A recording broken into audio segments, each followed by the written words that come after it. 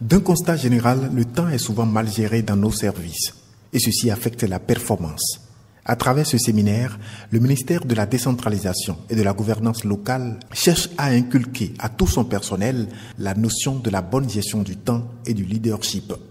En réalité, comme l'a dit Sénèque, nous ne manquons pas de temps, mais nous en avons beaucoup dont nous ne savons pas tirer profit.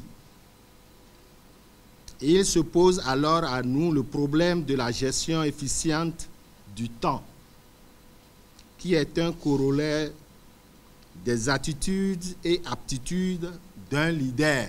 Nous sommes en train d'essayer de montrer à ces dirigeants de la décentralisation que le management aujourd'hui, au XXIe siècle, ne suffit plus.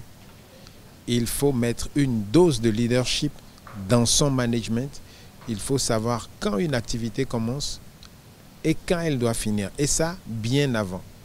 L'autre principe important, c'est qu'il ne faut jamais commencer une journée sans l'avoir préalablement préparée et organisée. Ce qui signifie que le temps, en tant que denrée, ne doit jamais vous rattraper.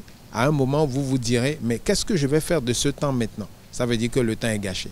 Bien souvent, on ne se rend pas compte qu'on gère mal le temps et le leader doit s'en méfier, car c'est lui qui conduit la troupe.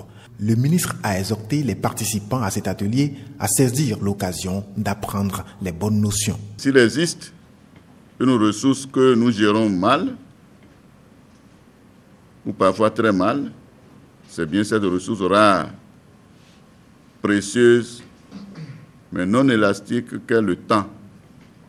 Confiant que vous accorderez une attention soutenue au déroulement des 2 modules pendant les 2 jours, je vous invite à prendre part activement aux travaux en vue d'approfondir les connaissances en la matière.